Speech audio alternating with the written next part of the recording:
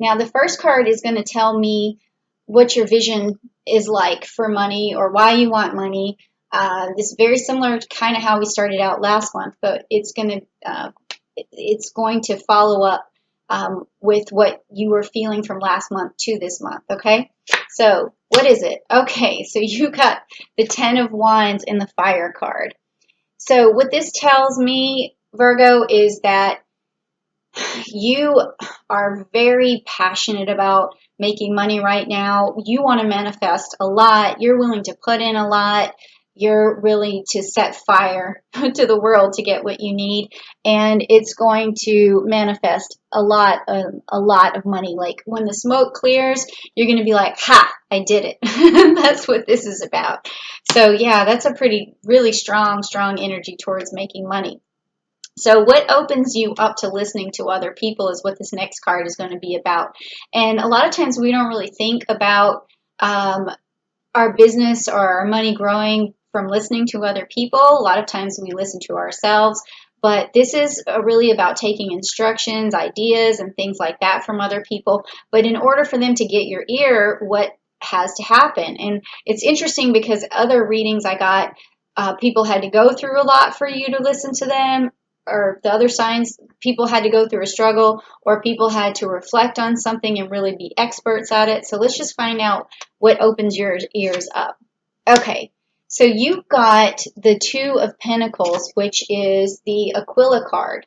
Okay, all right, so what this means is that for you to open up to somebody, you like to do that more one-on-one, where you can have like a partner, someone who is going to be there for you through your entire process of making money. So you're kind of looking for a business partner is what I see right here, or at least someone where you don't have to do everything alone, because I feel like Virgos really can work well on their own, but a lot of times it gets boring, it gets tedious, and you probably want someone who is just going to challenge you with ideas and be there for you. And I can understand that because working alone a lot can be very boring. So you want somebody here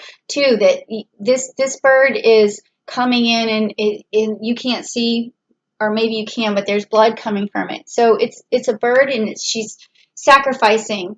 And you can see with the Two of Pentacles, there has to be a sacrifice in place for something better to happen. So when you have a business partner too, a lot of times they sacrifice their time, they sacrifice their energy, they will listen to what you have to say. So this is a back and forth sort of listening. Like you just need a little bit, you need someone for support, someone you can bounce your ideas off of, and vice versa.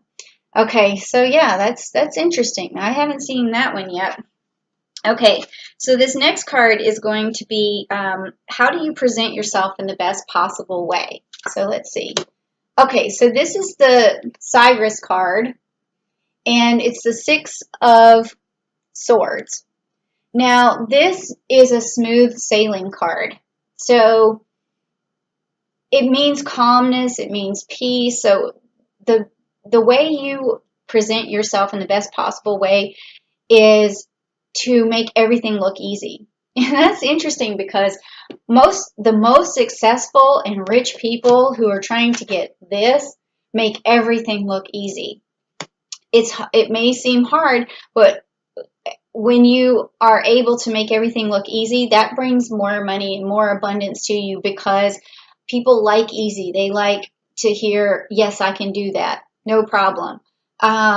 Or this will be easy. Don't worry, I'll take care of it. You take off the load from people and make it seem effortless. And that's the way you should continue presenting yourself, is to make things seem effortless.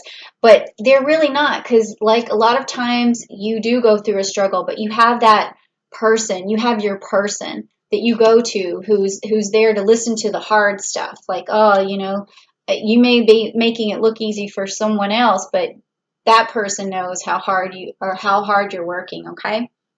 Now, the next is, how do you maintain clarity? So how do you maintain clarity? And let's just find out what that is. Whew. Okay. Okay, so the Taurus card and the Hierophant. Okay, so this this is telling me actually that it's hard for you to maintain clarity. And because this card is about the Hierophant has to remind you.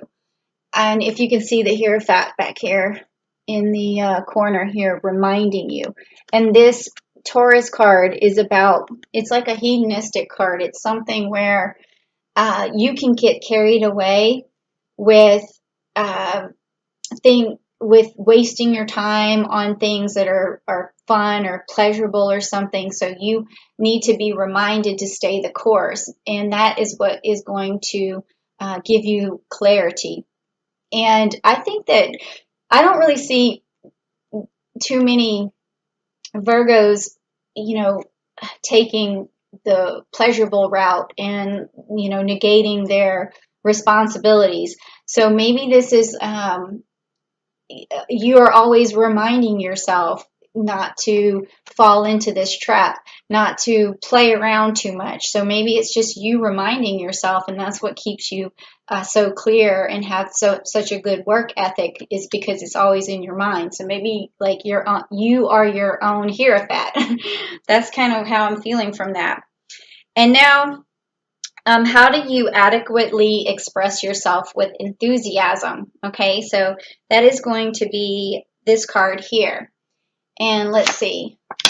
All right, so you got the 10 of Pentacles. Boy, you're getting more 10s here. So this is a lot of abundance.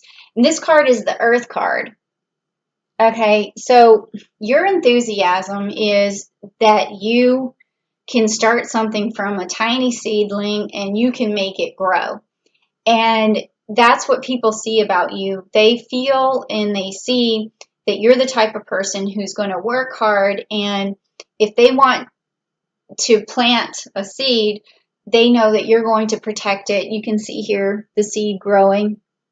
And there's also there's this Virgo energy right there in the card. Okay, and then there's this Capricorn energy, meaning you'll stay the course as well to make this money. So your enthusiasm, it's sort of a silent enthusiasm. It's not something where you're like, oh, I have not like a Leo enthusiasm where you're like, oh, I can do this, and or an Aries where you jump straight forward for something. You have this sort of silent enthusiasm, and when people see it, they're like, they know this person's going to handle this, and they're going to be meticulous about it. They're going to have a strong work ethic. So it's like a silent enthusiasm, but they see it. They definitely see it, and they trust that you can get the job done. Okay, so that's an interesting enthusiasm. It may just be something as simple as you saying, yeah, I can do that. No problem. I can make that grow. Just tell me, what you want me to do. All right. So the next one is what helps you negotiate? What helps you negotiate with people? Okay. And that's going to be this card here. Okay, you got your Virgo energy. So how do you negotiate with people? You can see that this is your energy. It's the Hermit, and you're spreading this seed here. And this is a time for reflection. So when you negotiate, you use the best parts of your personality. And it goes back to your work ethic. It goes back to you taking things to the drawing board and reflecting on things. So when you negotiate with someone, you're reminding them of what you're capable of, and you're saying to them, let me take care of this for you, and that's not going to be a problem, and this should be easy. Let's just move on to the next step. I got this. Like, there's something about how you just take things on yourself, and you make it seem so easy for people that when you're negotiating, they just are like, oh, that's a breath of fresh air. Like, she's just going to handle it. She's going to take care of it. Everything's going to work out just fine. Like, I can trust that this is going to work. And they're not antsy. They're not feeling like they need to call somebody else or get someone else involved. They're just like, this is fine, and it makes things a lot easier. So that's a good negotiating tool. And then how do you follow up in the best way? That's this card here. Okay, so you have the Magician, you have the Mercury card. Again, it's like, this is so cool. It's just, when you follow up, you just make everything seem like magic. You're like, I did that. Like, don't worry about it. I took care of it. Like, it's almost like you just have removed the obstacle before it happened. Like, I haven't got anybody with this card in this position yet, and this is the best card you could possibly have for follow-up. So you're excellent at that. You just take the challenge and you remove it and the obstacle before it even happens. So there's hardly any follow-up because you're like, already did that. So when they call you and they ask you, and you're like, oh, no, I did it. This is great. Can I hire you? All right, so the next card is what stands in your way. So far, I haven't seen anything standing in your way. I see smooth sailing everywhere, so let's just see. Okay, so you got the Corvus card, which is the Six of Wands, and that's got a lot of Leo energy in it and some Mercury energy. And this is the messenger of good luck. That's what the Corvus is, the messenger of good luck. So what's standing in your way is, that's interesting. I have to feel this for a moment. I feel like, I see what it is. I feel it. It's like gratification. It's like you kind of wish people would notice more about how well you do these things. And it's like someone who needs like a pat on the back. Someone who, this will keep you working for other people, just so you know. Like, because you do things and you want a gold star. Like, that's what this seems like to me. Like, I'm feeling that is energy because I felt some appreciation coming over me or some gratification. So it's like a gold star. It's like you do this for just to get your name on the board or to be the top of this, but a lot of times when that doesn't happen for you, then all of this goes away. Because you're like, oh, I did that, and you see how effortless I made it. See how seamless I did it. It was like magic. And then no one appreciated it. Like, what happened? Where's the money? Where's the thing that I was looking for? So sometimes that may make you stop in your tracks and say, well, I need that gratification from somewhere else. So I'm going to go somewhere else, and I'm going to give my efforts to someone else. But then also, as soon as you do find that person who gives you that gratification or that bonus or that gold star, whatever it is that you're looking for, you're going to keep working for that person. And it's going to, feed into that. But at the same time, that keeps you working for another person. So I would say that you have this amazing ability to do stuff and do it in such a great manner that maybe you should work for yourself and find your own gold star. Like, maybe make a goal and say, I want this, let me make something up, this gold chain. And then you say, well, once I get this stuff done and I do this magic for myself and people start paying me for what I do, then I'm going to buy myself something. I'm going to buy myself that gold chain or like whatever that is.